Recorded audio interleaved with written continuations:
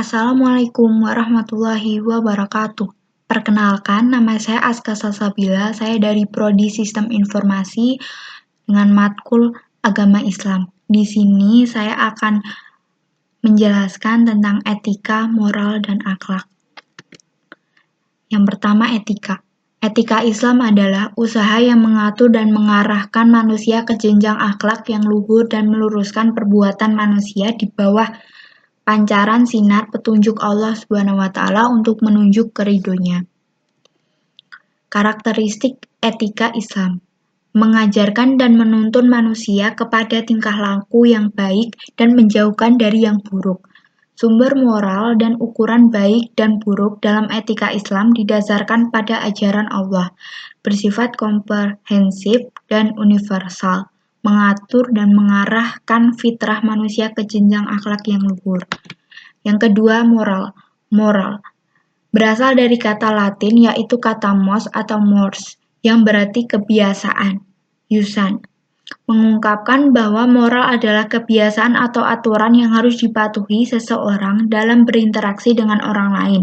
Dalam arti, moral merupakan seperangkat aturan yang menyangkut baik atau buruknya, pantas atau tidak pantas, benar atau salah yang harus dilakukan atau yang harus dihindari dalam menjalankan hidup.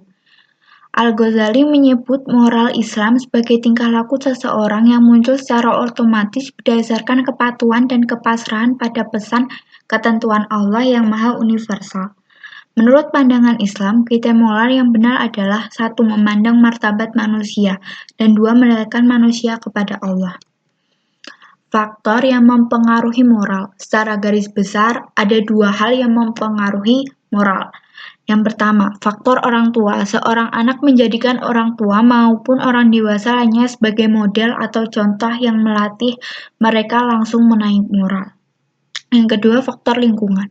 Lingkungan sangat berpengaruh dalam pembentukan moral seseorang karena di dalam terdapat unsur adaptasi dan pembentukan atau perubahan tingkah laku menyesuaikan lingkungan dia berada. Yang ketiga, akhlak. Akhlak menurut bahasa berarti tingkah laku, perangai atau tabiat.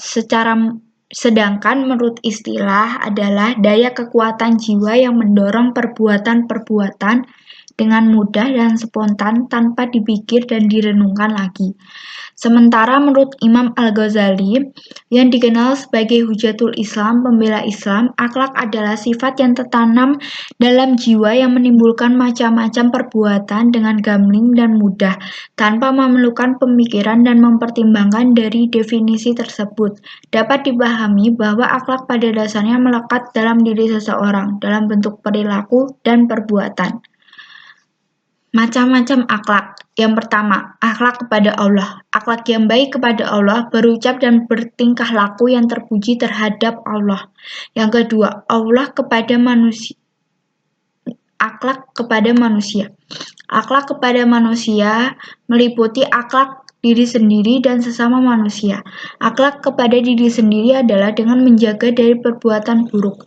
Yang ketiga, akhlak kepada lingkungan. Berakhlak kepada alam berarti menyikapi alam dengan cara memelihara kelestariannya. Adapun ciri-ciri akhlak dalam perbuatan akhlak. Yang pertama, perbuatan akhlak adalah perbuatan yang telah tertanam kuat dalam jiwa seseorang sehingga telah menjadi kepribadian. Yang kedua, perbuatan akhlak adalah perbuatan yang dilakukan dengan mudah dan tanpa pemikiran. Ketiga, bahwa perbuatan akhlak adalah perbuatan yang timbul dari dalam diri orang yang mengerjakannya tanpa ada paksaan atau tekanan dari luar. Keempat, bahwa perbuatan akhlak adalah perbuatan yang dilakukan dengan sesungguhnya, bukan main-main ataupun sandiwara. Kelima, perbuatan akhlak adalah perbuatan yang dilakukan dengan ikhlas semata-mata karena Allah. Tanda-tanda orang yang berakhlak mahmudah. Manusia beriman adalah manusia yang khusyuk dalam sholatnya, berpaling dari hal-hal yang tidak berguna, tidak ada faedahnya, selalu kembali kepada Allah dan mengabdi hanya kepada Allah. Berjalan di muka bumi dengan tawadu dan tidak sombong, menghargai tetangga yang berbicara, selalu baik dan santun, tidak menyakiti orang lain dengan sikap maupun perbuatannya.